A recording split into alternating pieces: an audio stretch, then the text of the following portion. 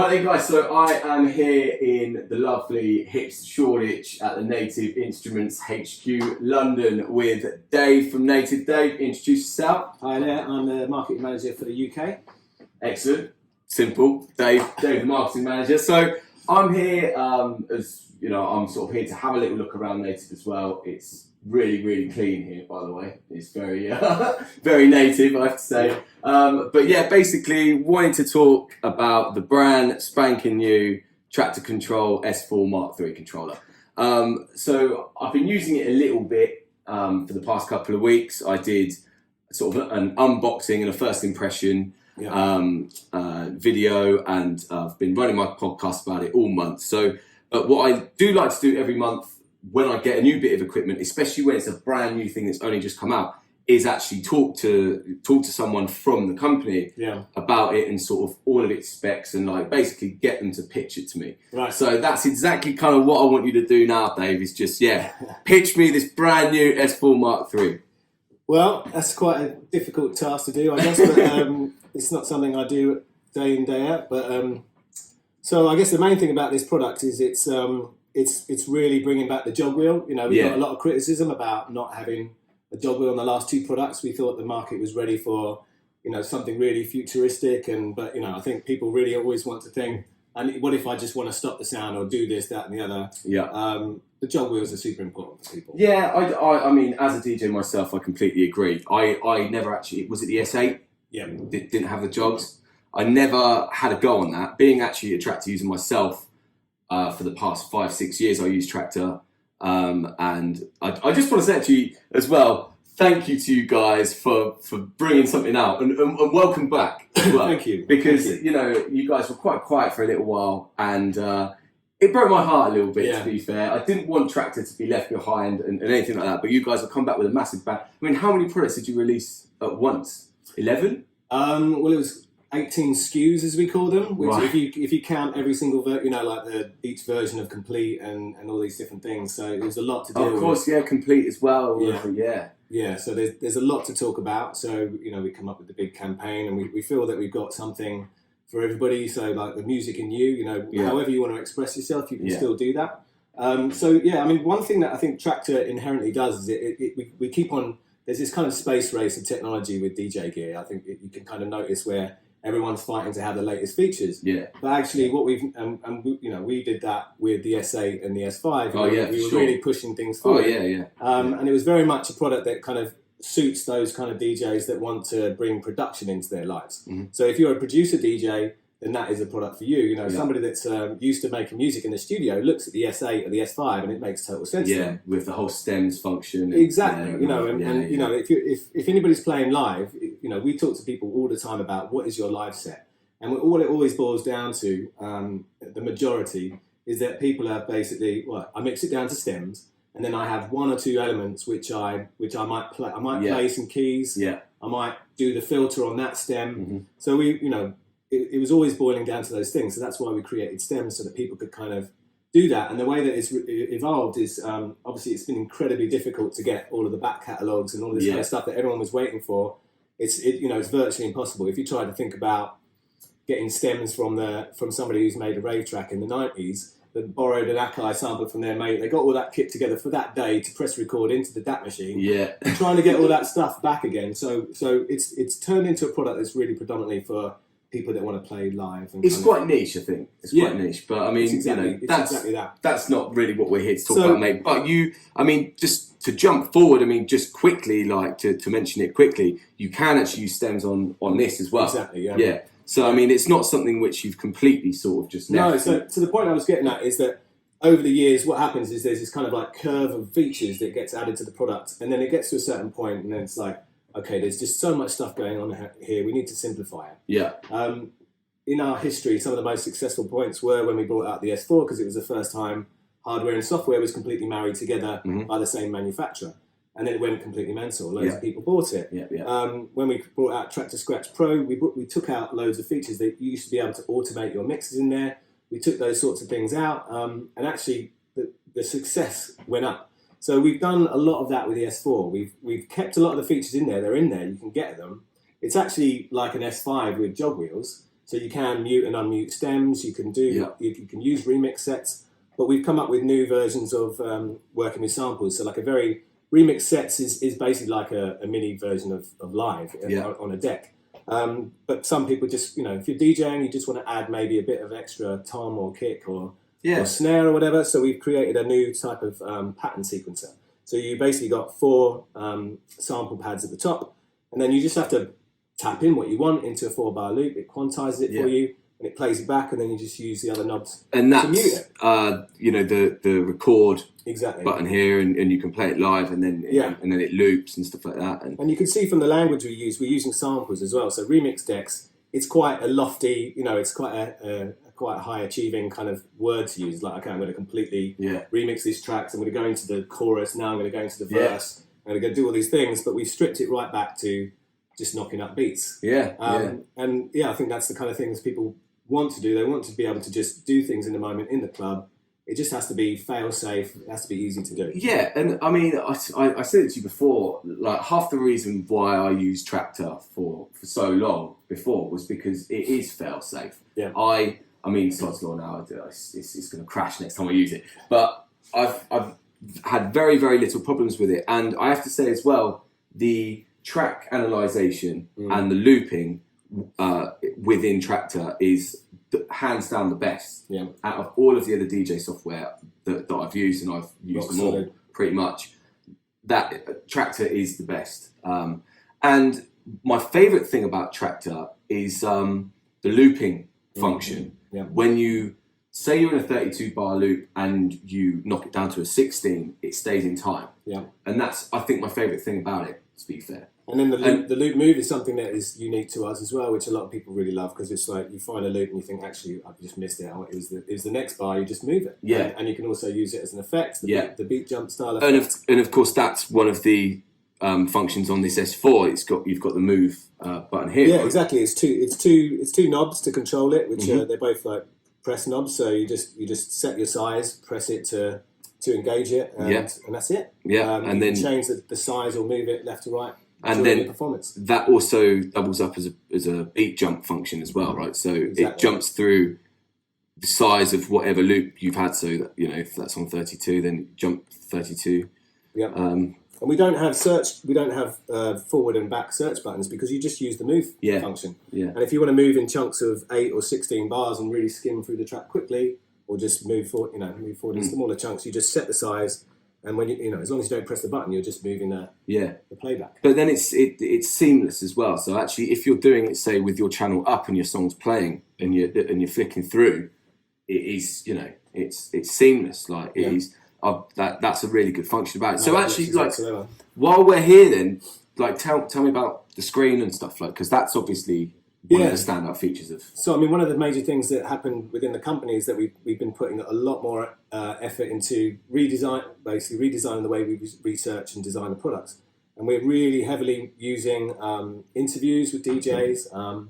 We have this software that basically sends back the usage stats.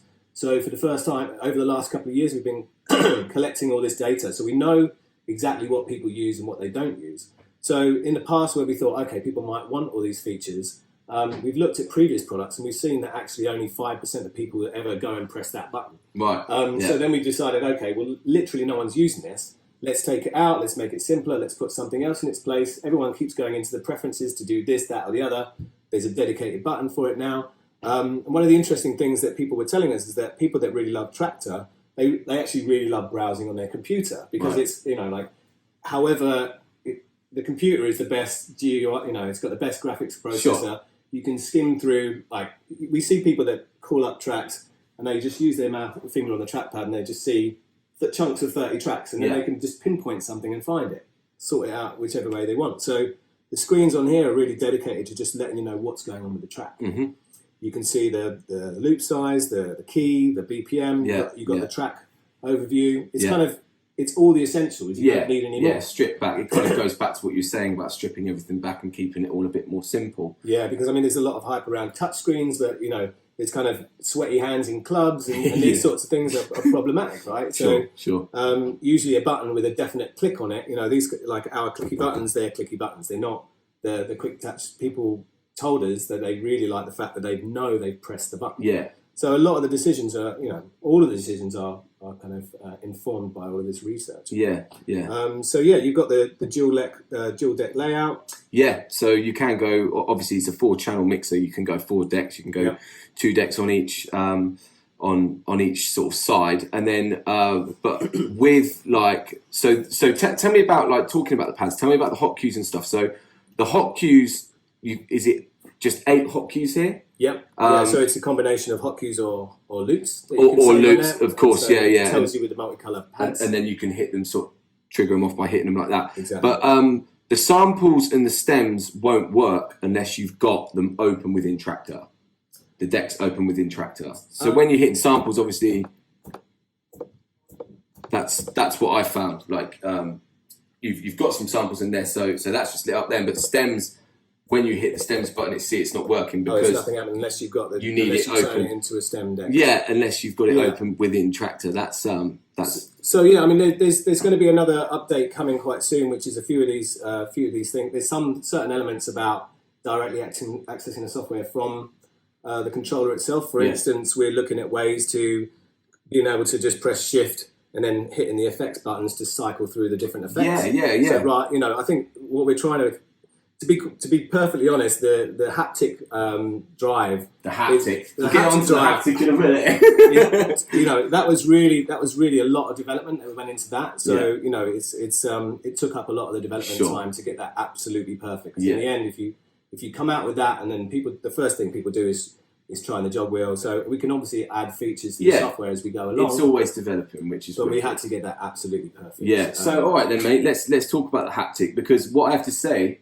When I first got my controller out of the box, I was really underwhelmed by it. Right, I was like, right, I don't know, if, and it was kind of there. Was it there? I'm not sure. Like people can see this in my live stream, because I'm like, I'm not sure. Yeah. But then I spoke to one of you guys. I spoke to Adam, and he was like, no, that's not right. You know your haptic. If it's working, you'll know it. Yeah. And of course. Silly me, had to update the firmware, had to update Traktor. Yeah. As soon as I updated it, mate, I mean, it's like, it's there. You can hear it and feel it. It's like, it's. So you've changed your mind? Oh, mate, absolutely, yeah. It is. My only qualm with it is obviously when you load a tune into Traktor, it automatically sets a hot cue at the start. Of the tune, and I quite like to kind of scratch the start of the tune in. Oh right, and it's always got a bit of a click. It's a bit of a haptic thing going on, so you're almost fighting against the haptic, like when you're scratching the.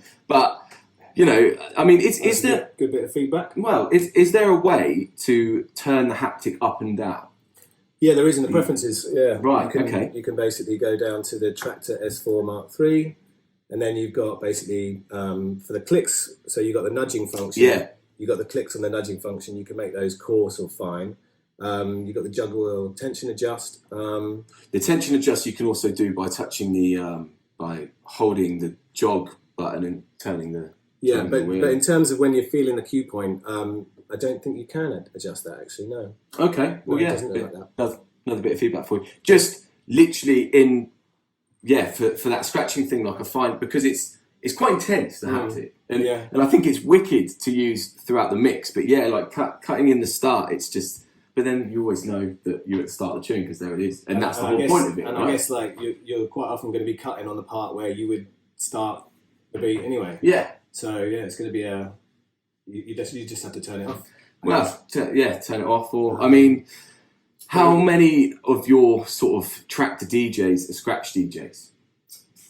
Oh, I don't know. Probably not that many. I mean, I personally, I got onto using Traktor when I was playing a lot of house music. Right. And I think that Traktor goes hand in hand with house and techno. Yeah. I mean, that's certainly something that we kind of exacerbated by bringing out the S8 and the S5. Yeah. And the point of this product is really to give something for everybody. Yeah. Oh, mate, and absolutely. It's exactly why we brought the jog wheels back. And I guess, well, maybe I'll just talk you through the haptic in terms of the kind of thinking behind it. So you've got obviously the jog wheel up here, and you've got 2 buttons to enable haptic function. So the turntable. Mm-hmm. I mean, the haptic means something that some kind of physical feedback. Okay. It's that kind of force touch when you press something and it vibrates. but it can be anything. It's all to do with touch. And so the jog wheel mode in turntable mode, it spins round obviously like a virtual deck, and you might not think, well, that's just a turntable. It's not haptic. But when you touch it, the top of the plate is capacitive, so it knows that you're touching it without having to move any parts. So previously it used to be up and down movement. We were displacing a laser, I think, and basically there was this knows that you're touching the top, and what it does is it dynamically reduces the torque of the direct drive motor, so that you still get this feeling of a tugging. And if usually the best way I explain this to people is shut your eyes, go and have a go on it, and then touch it. Just touch the top, grab it, and then scratch with it, and then feel the side, and then you'll notice how much higher torque the side is. Yeah. Because it's just giving you full torque on the side, so you have that kind of Technics platter pitch bending sort of function. Sure, so you can just nudge it or drag it, and then get that feeling. Yeah. But as soon as you touch it, it gives you that feeling as if it's a vinyl sitting on top of the slip mat. Yeah, yeah. I did actually say that in one of my podcasts, like when the Haptic was working and everything, and I got it sort of all updated. It is like a vinyl, but it's a really bizarre feeling, because obviously it's like a shrunk vinyl. Yeah. But then like the sides as well is like, especially with the grooves, it's like that feeling of, sort of slowing your tune down by touching the platter. Yeah. On a vinyl deck. So yeah, I mean, it kind of amazed me how vinyl-esque this is for something which is so small and on a DJ controller. Yeah. Like I was really, really impressed with that. And obviously the same as a vinyl, like you were saying, if you touch the top of a vinyl, the tune's going to stop. Yeah. Whereas if you touch the side of a vinyl, it's going to slow down. So it's really. We had some comments about, well, if the platter's stopped in turntable mode, I can't use the hotkeys. Well, it's emulating vinyl. So if the vinyl's not moving, you don't get any sound. Yeah. So I think, it's just it's the logic of vinyl. Yeah. And we didn't want to kind of pitch it as in this is going to replace the turntable or anything like that. We wanted to more sort of say this is haptic. Yeah. It's kind of emulating. It's a jog wheel really that's emulating vinyl, but it's not trying to be a vinyl replacement. But what it does do, and the jog wheels are bigger than the previous unit, which helps you get a bit more accuracy in the scratching. Yeah. But I think the main thing is that there's a lot of things you simply can't do, or is just completely alien to you from going from scratching on vinyl to a jog wheel, because the jog wheel has to be completely stopped in order for it to know that nothing's happening and it shouldn't be responding to that. Whereas, so whenever you let go of something, if you let go and do your scratching, you let go and it just sort of moves like that, then it doesn't drop at the right point. Whereas this, if you do your scratches, whenever you let go, you know that it's the motor's going to kick in and it's going to ensure that it plays back. So that's like, there's a lot of stuff that scratch DJs just could never do on regular controllers that they can do with this. Yeah. And I think the most impressive thing about it is that try to think about any other product that has a spinning platter. Every single one of them is above £1,000. You had the Newmark NS7, which is 1,500 quid, or I don't know what the price is right now, but obviously it's huge. Yeah. This fits in your backpack, but it has two motorized platters. Your other options are like the Rain 12. Two of those is well over £1,000. Yeah. Or the Denons, the new Denons, the SC 5000M. Great for the clubs, obviously, but for people at home that want to experience the true feeling of vinyl, or the closest you can get to it for under £1,000, this can enable you to do that. Fitting two turntables and a mixer into your hand luggage. Yeah, pretty much. Exactly. You can throw it on your back and you've got all of those functionalities. So if you really want to, I think a lot of people buy products and they think, one day I'm going to scratch. Yeah. One day I'm going to do that remixing. Yeah. One day, and then most of the time it doesn't happen. Yeah. Keep on practicing. Make sure keep the dream alive, guys. But a lot of people want that what ifs, and I think that scratching is on a lot of people's list. Oh mate, I wish that I would have. I mean, I've been DJing for how old am I now? 13 years, and I started DJing to learn how to scratch. And if I'd have stuck with it and practiced every day for the past 13 years, I'd be DMC champion by now, mate. But it's never too late, my mate. My mate's 45 and he's just been practicing for the last year and he's badass now. Oh, mate. Good. So Yeah. No, it's something. It's all possible. It's high up there. The grey matter's still working up there. It can still take in more. That's it. Well, mate, you need to get him on one of these, mate. Yeah. And, see how he feels about that motorized turntable. Yeah. So that's the turntable mode. So effectively, it's just giving you the ability to do scratches that you couldn't do before. And then in jog mode, it's not like Haptic isn't changing the way you DJ. It's just making you feel more connected to the music. Yeah. And so what people, when you're in a club and it's hot and sweaty, you've had a few drinks, you're suddenly worried about like doing the right thing. You really need to know that something happened. You want to know that you're in the right mode. So you want a color to be kind of representing that. Whatever we can do to make you feel more comfortable. I think those sort of thing has the best lasting impression on people. So the simple effect, the jog wheel is that when you're nudging, apart from the sort of physical... Yeah, you can actually kind of hit like... You can feel a number of clicks. Yeah. And so it's another way of telling you, okay, I've you get it if you're practicing to DJ and you're trying to learn, you might not know you're doing too much or too little, but I think the Haptic helps you feel what you've done. Yeah. And confirms that it's happening and that you're in the right mode. Yeah. I completely see what you're saying there. It's quite a hard thing to explain if you're not kind of a DJ and you don't understand. Yeah. But yeah, it's nice to know. It's similar to what you said, like with the buttons as well. Like it's nice to know when you hit it, you can hit a click, so you know that you've, whereas silent buttons and stuff, you're not sure did I hit it or not. You have to give it. You just give it a whack. Yeah. And then hope for the best. Yeah.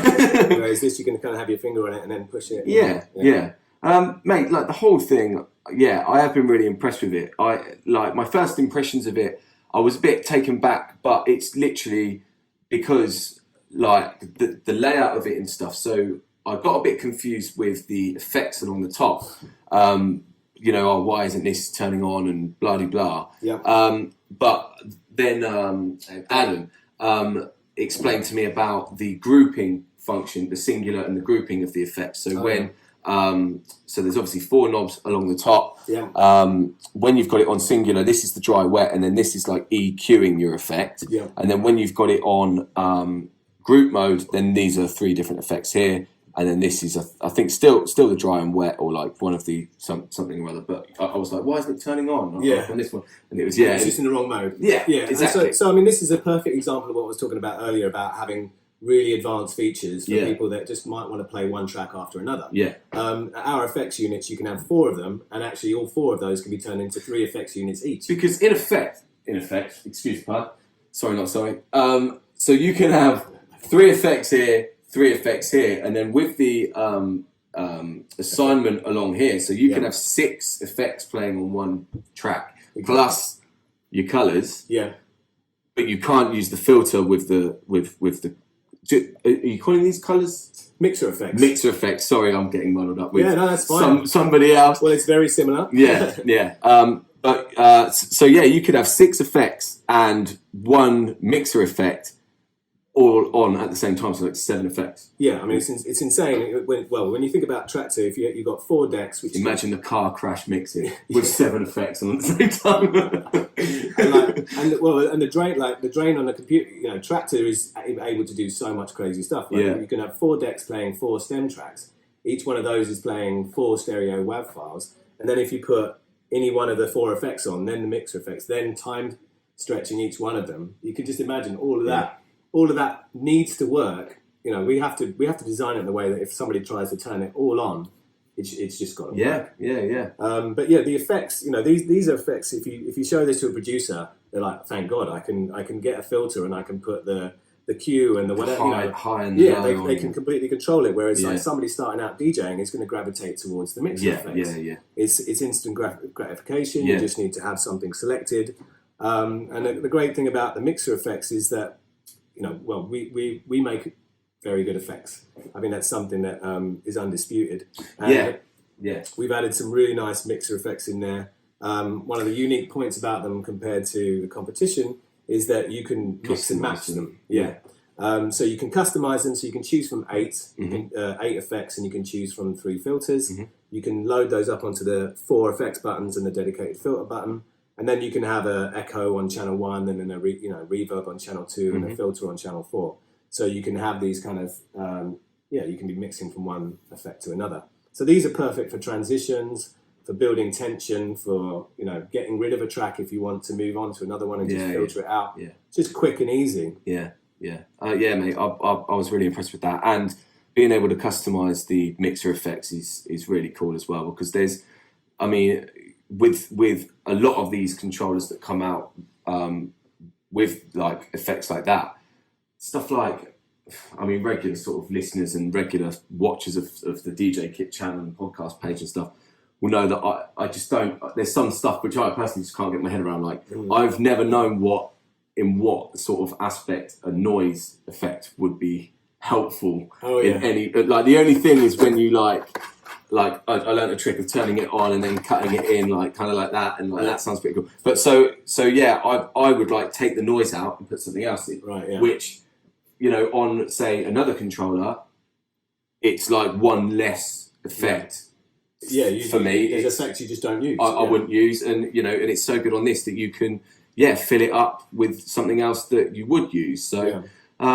Mate, and I've got to say, like, sort of some brief comparisons about this compared to the Mark II. I think that this actually just looks so much better, first and foremost. I think this looks more serious. Yes. I think it looks more like it means business. This looks like a club product, when the previous one looks like a controller. A bedroom esque, and this, the way we changed the layout as well, we got this kind of very clear channel, but also this is the faders and mixing part, this is the effects part, this is the EQ part. It's much easier to understand than it was before. And there was a gap in between the two channels before in the middle, and that kind of stuff. Is this, I haven't actually compared them both yet, is this bigger or smaller than it's about 2 centimeters wider, right? So about it comes up to about there, and on the S4 before, you had knobs coming out the front. So the front faceplate comes up to where the knobs would have been. Right. So technically, it's the body is another centimetre this direction. But I think it's very easy to cut the foam out of, if you have any kind of flat cases, you can cut the foam. We'll have new cases for this coming up as well. But obviously we're packing, we packed a lot in there. We've still got the colour screens. You've got all the pads. Big mixer with the mixer effects, you've got the jog wheels, and you've got these 2 advanced effects. It's a lot to fit in there. I kind of feel like the mixer, like the gap in between the mixer and stuff, like the mixer's become more compact to make room for the bigger jobs, which is a brilliant decision. I think for me that's much more important, because you still there's still plenty of, like, the mixer itself still is nice. There's enough room and all that stuff. It's not like it's too squished or anything. Man. There's a lot more packed in there from the obviously you got 2 direct drive. You had belt drive, which is just a little tiny motor spinning a belt around a motor. Then you had direct drive, which is the Technics, which is big magnets all the way around and copper coils. And this is haptic drive, which is the next stage on from direct drive, because it is the same technology as the Technics. First it's basically it's magnets, coil, direct drive. And then that direct drive motor we're using, in the Technics, you're only sending forward direction, whereas we're able to send backwards and forward direction to create that sort of vibration. Because, of course, there's the flux mode and the reverse, which is, I used quite a bit of that in my mix last week. Actually, that is something you may or may not know. It's a question that I've got for you. When you're in flux mode, what I found was hitting hot cues, they turn into one shots rather than actually, because obviously flux mode carries on the tune. Oh yeah. So if you hit a hot cue, then it plays it, but then goes back to where it was. So I don't know if So I guess you could get a track, find the kick snare and the hi hat from it, and then as the track's playing, you could just cut in and then do your own. Almost use it like a sampler. Whenever you stop, it just carries on where it was. Like one hits kind of thing. Is that something that you like or you don't like? To be honest, I haven't thought about it that way. So, because that's what I would use a sampler for. Right. But actually, to cut the tune up like that, that's a really cool way to do it. That's like a really different kind of feature. Maybe I'll talk a bit about flux, because the whole point about flux and every single feature that we looked at, we tried to think, how can we remove steps to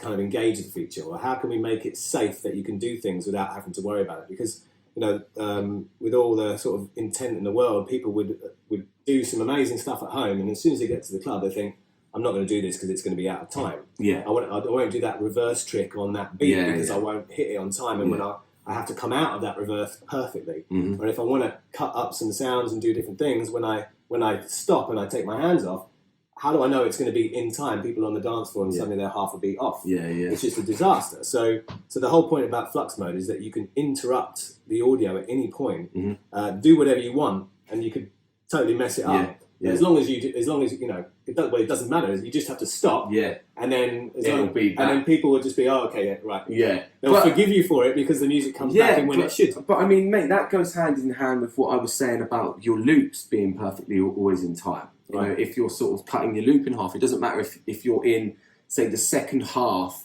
So you're in a 32 bar loop and you're within over 16. So you're in if you cut it to a 16th, the loop will then go back to in the 16th where it would have been in the 32. Right. And it's like, that's the kind of flux mode thing as well, because it's like, I mean, that's why I rate Traktor so highly when it comes to loops and when it comes to, analysing songs. You use it and it saves your life. Yeah. It saves your crowd. Yeah. Let's say. Yeah, exactly. They just want to know that the music's going to keep going without interruption. Yeah. So, mate, I think that we've kind of covered all of the outstanding bits about the S4 MK3. So what I wanted to talk to you a little bit about now was Traktor. Yeah. So the difference between the brand new Traktor 3 and Traktor Scratch Pro 2 or Traktor Pro 2 or whatever it was before. So just a sort of brief kind of chat about that and compare the two, what's new in the new Traktor 3. Yeah, so we had Traktor Scratch Pro 2 and we had Traktor Pro 2. Now there's no longer two versions. There's only one version called Traktor Pro 3. Mm-hmm. And that version includes DVS function in there. And so DVS is completely, you don't have to buy an expansion pack for DVS. No, exactly. It just comes with it. So it used to be, I mean, we were doing a comparison on kind of what everybody else is offering. And what we found is that most of the market is quite complicated. You have to, if you buy the product, you buy the product, and you'll find that you have to, if you want decent effects, then you have to get the effects pack. If you want this, that, and the other, you have to pay another $89 or subscribe to it, and then suddenly you're into this thing where you're paying £10 a month for some software that should just have all of that in the first place. Yeah. So we wanted to get rid of all of that sort of stuff. So there's, you don't have to pay any more money to get the best effects on the market. You don't have to pay any money to enable scratch control. If you buy this product, all you need, and you want to use your decks with it, all you have to do is buy some control vinyl. Yeah, and they're £15 a piece. So this mixer on the S4 is DVS ready. Yeah, and you can obviously plug your turntables into the back because there's phono inputs. Yeah, and then so you'll use this into Traktor, and then time coded vinyl is all you need, and you're rock and rolling. Exactly. So you can go 4 decks on this. Because the two phono, I think, are A and B, right? So the two center channels have phono or line, and then the two outer ones are mic or line. Yeah. So if you were to use turntables, if you had 4 CDJs, for instance, and you want to put timecode CDs into there, you could put those into the channel, and then you could do 4-channel timecode control. Yeah. You could have 2 turntables, 2 CDJs. I didn't know that was DVS ready, and it's a standalone mixer as well. Yeah. So I mean, this is all part of kind of the simplification process, trying to tackle some of the issues that people had. So the biggest complaint about DJ software and controllers is the switchovers, right? So this DVS functionality was, what it effectively means is that we're saying it doesn't matter what mixer you're using. Yeah. It doesn't have to be scratch certified. Any sound card with enough ins and outs, it can turn, so you can buy a Traktor. And then just go and use, you could even aggregate your inbuilt sound card with another old 1-channel in and out sound card. And you could make a two-channel DVS system. If you had some old decks and you wanted to get into it, you could just kind of hack it together like that if you wanted to. Yeah. But the main point of it is that you don't want to turn up at a club and then it's like you don't have the specific right version of the mixer. It's like, oh no, that one's for that software. Yeah. So I've been there, mate. Yeah, exactly. So we just want to make life as easy as possible. And we've been we did an event with Alan and Heath recently where we showed off the Zone 96. Yeah, because the 96 is compatible straight in. Yes, it's compatible straight away. It's got the 2 USB ports on there. So we've just done whatever we can to remove the barriers to people using the software in different environments at different price points, different equipment. The other thing people were saying is that because in software, if you make a track and then you brick wall it with a limiter, so that means effectively the waveform is hitting the top and bottom. Yeah. That means you've absolutely got no headroom. So if you were to put that track into a mixer and then turn up the gain by 3 dB, you're effectively doubling the bass, and it's got nowhere to go. So in software, there is no headroom. You get clipping straight away. So what you have to do is you create headroom by turning down the volume of everything. And then you give yourself a margin where if you're playing 2 tracks at once, then the resonant frequencies of those start to add up. And so just putting 2 tracks together, you instantly have a louder sound. And then if you start putting effects on top of it, and then start putting EQ on top of it, doing any of that sort of stuff, you're adding dBs and dBs. So the Traktor 3 software has basically it used to go down to 6 dB, now you can go down to 12 dB lower. And what we've done is we compensate for that on the hardware. So we've taken the DAC, so the S8 is still our flagship mixer, and we've taken the Cirrus Logic digital to analog converter, which takes the music from the computer and puts it into an analog signal for your speakers. We've taken that out of there, so it's got our premium chip. But what no one else has done is we put an analog amplifier on the end of it. So we turn down the volume in the software, and then we put it through the best DAC we can we can find, and then we boost it up with an analog amplifier. So now we're like as loud or louder than everything else that's in the club DJ booth. So if you take this into the club, you don't have to. The main reason is that the front of house engineer, what they usually do is they put a brick wall limiter on it, and then the DJ gets in the club, and then they start turning everything up to try and get the most volume. And what you end up turning up after somebody, and then you look at the mixer and everything's just in the red. And then you come on, and if you're 3 dB quieter, that automatically means, and all the EQs up and all the faders are up, the gains are up. There's no way for you to. No. There's no more push. The sound, the sound engineer would say, like, do you mind giving me another 3 dB? No. So after the last guy, mate. No, exactly. So this is the way around that. It's a very small point, but people did mention it to us, and we found a solution for it. That's excellent, mate. That something which is really great with you guys, and I guess probably why it took you guys so long to release all this stuff is because you have been listening to everybody and listening to all of the sort of feedback and I didn't like this, and so we're taking that out, and that's brilliant. That's really really great from you guys. Again, maybe to explain a bit of context about the Traktor version. So Traktor Pro, So Traktor Pro 3 has been, it's quite a mature code base. So we've been building on top of code that's been around for a long time, and then the software that was available to make software has changed. There's a lot more options now. So Traktor Pro 3 is the kind of the final version of that lineage, and there's loads of stuff that we want to do. So we're developing Traktor DJ alongside. So you might be familiar with the Traktor DJ app on iOS, and which has a different way. It's got the 2 waveforms side by side. It's designed for touch. You know what? I had it. I got that a few years ago when there was a promotion going on when it was free. And I downloaded it because I was using Traktor. I was like, but then it just took up too much of my time, and I found myself just not doing anything else. So I actually deleted it because I was like, mate, and it was just I was that was me. I wasn't getting anything done. Too much fun. Too much time in the toilet. So it's obviously very addictive, and there's that code base. It enables us to port out to. So we're creating the final version of Traktor Pro 3. It supports all the legacy hardware. We wanted to add loads more things in there that basically keep people in good stead for the years to come while we start to develop another code base, which will eventually kind of take over. And that's going to enable us to do loads more stuff that people are asking for that is just too hacky to try and do with our old code base. So, there is things that people are asking for, like the flexible beat grids, things like really, being on every operating system, being on Android as well. And, all of this takes loads more software development. So we wanted to create this version that kind of really kept people happy for years to come. The most stable version, adding these new mixer effects, trying our best to solve the problems that people have pointed out to us. And one of the other points was the limiter, and the limiter, was there as a kind of like a fail safe, like it's not there as a compressor, like something. It's like, oh, just put a compressor on it; it would sound amazing. It wasn't designed for that. It was designed to protect the sound system from major clipping.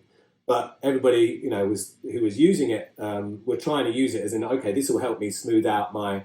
I think people had that kind of approach to it. Yeah. Like, I'll put that on and it will make the mix sound level, but it wasn't designed for that. So we've replaced that with a much, much better compressor, which is completely transparent. I mean, it's incredible. You should just try it by basically just turning absolutely everything up on the mixer, all the faders up, all the gains up, and then just turning the volume down, and it doesn't sound, there's absolutely no distortion whatsoever. And quite a few of the developments in the software is just to improve that whole kind of professional feeling of the monitoring and the levels. So you'll notice that compared to the S4 Mark II, there's much less LEDs, and in the software as well, there's much less resolution to the volume meter. Yeah. So all of that, and then also the compressor, it shows you when so the volume's going up this way, and then it starts pushing red lights back to show you how hard it's working to correct your over gaining situations. It's all just visual feedback to say you're doing something wrong. It's okay, we're taking care of it. It's not going to sound bad anymore, but Native have got your back. You should. Red means bad. It doesn't mean it's working.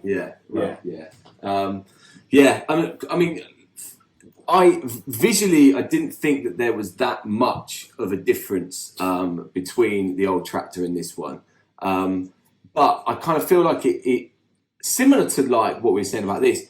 It's a bit more stripped back as well. I've found. Obviously everything's can be edited in the preferences and stuff. You can say whether or not you want your mixer and your this and your that there. But actually, something which I did want to ask you is how or why haven't you guys ever kind of given the option to do a vertical waveform? I don't know the exact reason for that. Right. So I would just be hazarding a guess if I tried to answer that question. But I think it goes. My educated guess. Yeah. Am I allowed to do that? Yeah. But I think this all goes to the code base is designed in such a way, and I think we all have these ideas that we want to add stuff, and then when it comes down to it, you speak to the developers and they're like, well, you should have told us that 5 years ago when we were developing the GUI. Yeah, right. Because of the way it's been made, it makes that very difficult. So I don't know whether that's the reason, but I know that's why, and when you look at the new software, if you change it to everything dynamically moves, in a silky way, it's all just, it's so much more modern and flexible, and we can do anything we want with that software. Yeah, man. I mean, actually, I made a list of all the things that are in there. So obviously, I've got the limiter, which I've mentioned already, which sounds amazing. Mm-hmm. It's not like we don't know how to make good limiters. We've got solid bus comp. People are producing records with our limiters and compressors. There's the mixer effects, which is obviously completely new. Yeah. That's a whole new effects section, which is much more geared towards people that are starting out or just want to have instant gratification. There's a facelift of the GUI, just a bit more modern. We've changed up the master section a bit. I think there's some stuff that's more easily accessible. Yeah. But the main thing this is more stripped back. This bit. This is what I was saying. Like up here, and it's more obvious as well. Like the top bit. Yeah. Yeah. So and the main thing about going back to the user research is that people liked the way it is. Yeah. So we were talking about, okay, well, what can we change? And they're like, no, leave it as it is. We like the way it is. If you have to, people are scared to go from one software to another because too many things change. Why would we? Yeah. Why would we? I do think as well, actually, coming from my inside view, with DJKit and stuff, and all of the new controllers that came out from in between the Mark II, S4 Mark II to the Mark III, there was so many controllers that came out with other competitors and stuff. And I do think that once people are on Traktor, they stay loyal to Traktor, and they're like, no, I'm waiting. They're going to do it. Yeah. They're bringing it out soon, and then it's like 5 years later. Has it been 5 years? 5, 6? Oh, I can't remember, but something like that. It's about 5. Since the last time we had a new product with a jog wheel was probably about 5 years. Yeah. And the mad thing is that the S4 was still like in the kind of top 10. Really shifting because people. It's simple. It's all in one. It's very small. It's reasonable as well. Yeah, it's price. Actually, and the interesting thing about this is that it's the same. This is the same price as the S4 Mark II when it came out. Yeah. And when you think about what's added on there, the two, OLED screens, the motorized jog wheels, it's got much more mixer connections in there. It's got better microphone inputs. It's got, all the ins and outs are amazing. And then you've got the DVS stuff included. It's, it's a steal. It's a steal, mate. It's a steal of the century. And then in the software, another thing is we license Elastic 3, so we've gone to the latest version of the Elastic 3 time stretching. So that's the time stretching, yeah. So you can slow the tune down by however much you want, by a mass amount, and it won't sound bad. It will sound amazing. Yeah. So then there's the Pro metering, there's the headroom function I told you about, the DVS stuff. Any audio interface, the new way of interacting with the samples on the remix decks, the simpler way of doing that. And just a fresh new look. Yeah. Well, that's not too different, but it does. You can definitely, a Traktor user would, like, if someone who used Traktor came up to me DJing and saw me using that, they'd be like, what's changed? Is that the new one? Yeah. Because you can tell the difference. Of course. When you do it, like if you do it side by side, now you're going to see it in the video. But do a side by side of the product with the predecessor, and then also the 2G, the two interfaces. And when you do an A/B comparison, it's obvious. But if you look at it and you think, it looks the same, that's a positive. Yeah. Well, Dave, mate, I think we'll leave it there. I mean, wicked chat. Nice one. Like I say, I am really, really impressed with the product. And again, just want to thank you guys for coming back and on behalf of all of the Traktor users out there that have been waiting. Yeah, thank you so much for bringing something out. So long. Well, and I mean, personally for me, I don't think it's disappointed at all. Yeah. Like I said, I was a touch underwhelmed with the Haptic, but the Haptic wasn't working on my unit. Oh, yeah. So then when it started working, I was like, it's working, yeah. And the great thing about that is that we're getting so we really had to get the vinyl feel perfect, and now there's so many we're on our internal messaging system just talking about ideas and like, what if we can link this with the effects and do this, that, and the other. The ideas, there's so many ideas there, and we're getting so much feedback. But I think expect more from the Haptics, and this is something that we're going to be developing even further. Sweet. Well, look forward to it, mate. Thanks again. Thank you.